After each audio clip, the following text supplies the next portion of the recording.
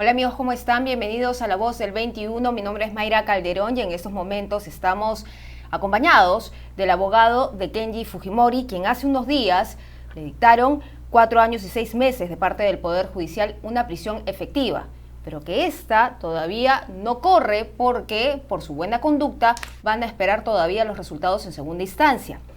Entonces, así le damos la bienvenida a Elio Riera, abogado de Kenji Fujimori. ¿Cómo está? Buenas tardes, muchas gracias por la invitación, Mayra. Doctor, ¿cuáles son las medidas inmediatas, o mejor dicho, los puntos que ustedes van a atacar para que se resuelva esta decisión en una segunda instancia? Bueno, muchas gracias por la pregunta y vamos a responderlo de la siguiente manera. Existe pues una sanción penal, una sentencia con respecto a tráfico de influencias y también con respecto a tema de cohecho.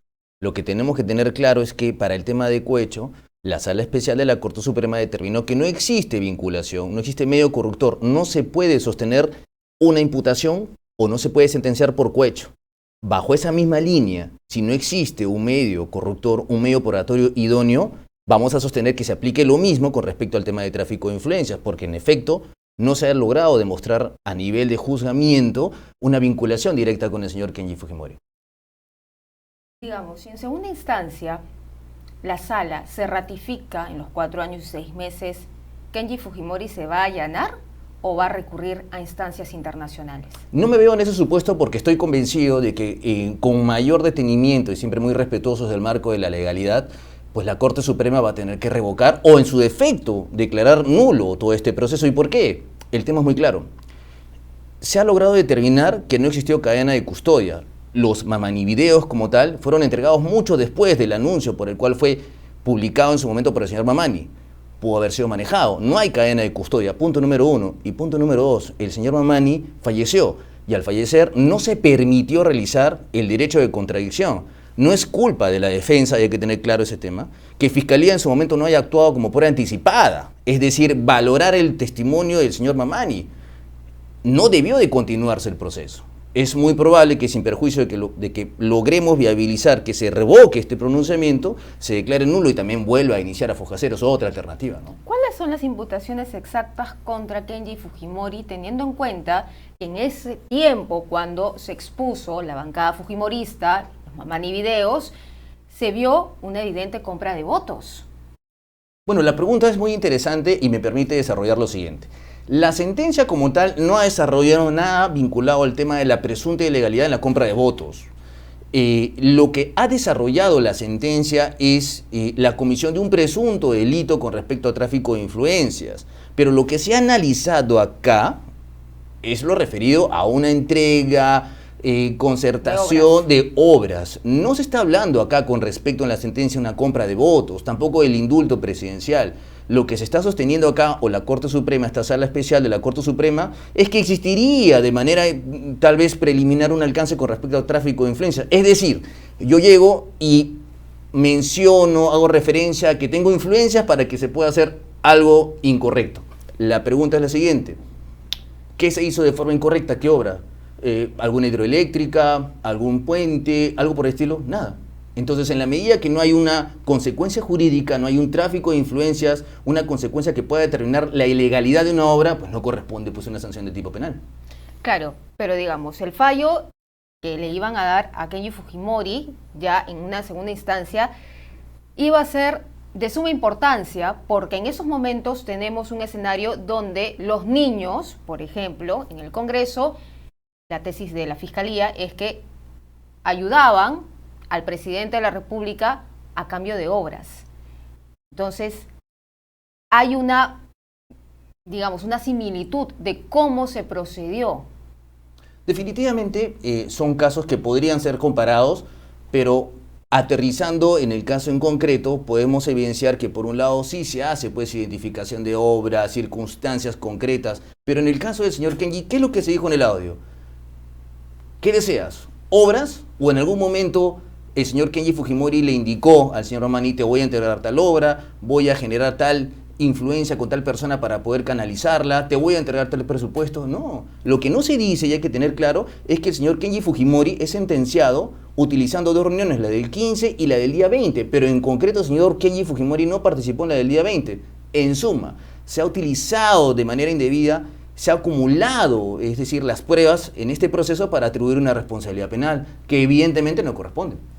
¿Cómo van a hacer, o cómo va a ser, no sé si usted ha conversado con Kenji Fujimori sobre este tema en particular, porque le ha dicho que ya no va a participar en política, pero cómo va a hacer él para recuperar la credibilidad de la gente? Porque lo que se vio en esos videos claramente fue una compra de votos. Bueno, Promesas a cambio de un blindaje al presidente.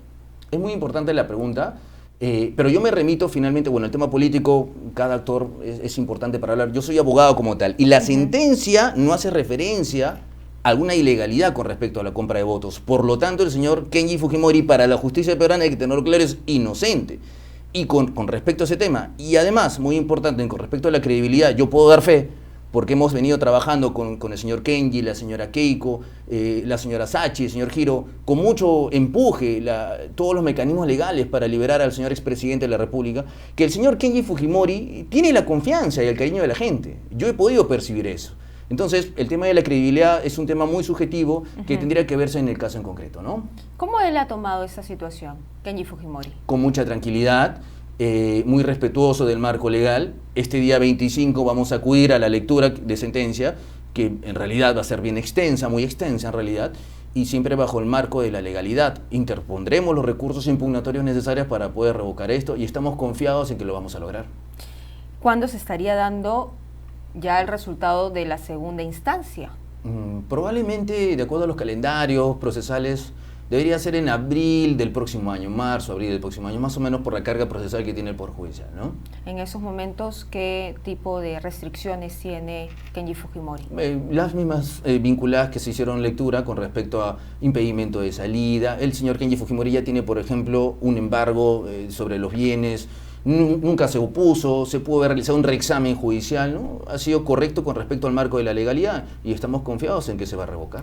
Usted hablaba hace un momento de que sí es cierto, esta situación en la que está inmerso Kenji Fujimori tiene su parte política.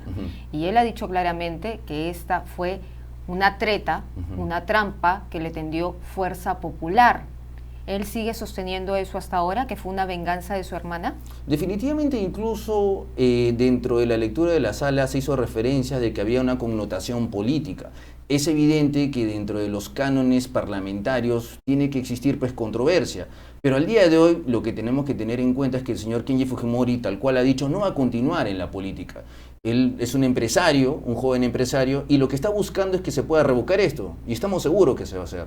No lo veo por el momento en el campo político, ya lo he dicho claramente, y está abocado a dos cosas muy importantes. Punto número 1, lograr que se deje sin efecto este proceso. Y punto número 2, al igual que sus hermanos, y puedo dar fe de eso, muy preocupado por lograr un pronunciamiento favorable para la excarcelación del señor expresidente. Claro, Fujimori. pero esta situación es el resultado de un encono con la hermana, porque quien grabó esos videos fue el señor Mamani de la bancada de Fuerza Popular, y Kenji Fujimori en ese momento era como una especie de opositor a su propia bancada a la que él pertenecía. Luego ya se alejó y hizo este grupo denominado de los congresistas, los Avengers, pero fue resultado de eso.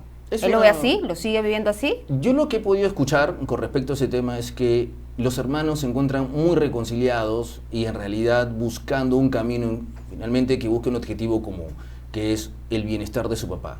Todos como tal están muy preocupados por el tema de la salud. Lo que pasó hace mucho tiempo, no solamente lo ha hecho el señor Kenji Fujimori recientemente, sino incluso cuando apoyó a la señora Keiko para el tema de la campaña electoral. No me podrán dejar mentir que incluso acudió, apoyó a los diferentes mítines. Es decir, es una familia que como cualquier tipo de familia podrá haber tenido algún problema, pero al día de hoy es una familia muy unida y puedo dar fe justamente de ello, ¿no? Keiko Fujimori mantiene comunicación, contacto con su hermano después de este episodio, de esta primera lectura, digamos, en la primera instancia? Definitivamente me ratifico en ese tema, es una familia muy unida y la señora Keiko Fujimori no solamente preocupada con respecto al devenir, cómo se encuentra Kenji, sino también con respecto a la señora Sachi, a Hiro Fujimori e incluso con respecto a su papá, ¿no? Es una familia muy unida y que lógicamente está buscando establecer un objetivo común, que es salir de estos procesos, evidentemente como corresponde dentro del marco de la legalidad, y preocuparse por la salud entera de su papá. Ya para finalizar, y quiero insistir en este tema porque usted está seguro de que Kenji Fujimori va a salir absuelto de todo lo que se le ha acusado. Pero si esto no fuera así, vuelvo a insistir, van a acudir a instancias internacionales. Procesalmente hablando, en ese supuesto negado deberá de continuarse la batalla como corresponda. No solamente en instancias internacionales, evidentemente con mecanismos constitucionales, habeas corpus, pero no me pongo en ese supuesto porque yo veo dos caminos. O se deja sin efecto, se revoca esa sentencia con mayor detenimiento, con mayor criterio y un análisis mayor de los magistrados de la Corte Suprema, o en su defecto se declara nulo y se procede a actuar como corresponde desde un inicio el proceso contra el señor Kenji Fujimori. En esos dos supuestos ya me puedo poner por el momento. Muy bien, entonces vamos a estar atentos a la lectura del 25, que es la lectura de la sentencia. Mientras tanto, todavía falta resolver esto en segunda instancia, que lo estaría realizando más o menos entre marzo y abril, es lo que nos dice el abogado. Muchas gracias, es correcto lo que usted refiere y muchas gracias por la invitación. Muchas gracias a usted por estar aquí en Perú 21 TV.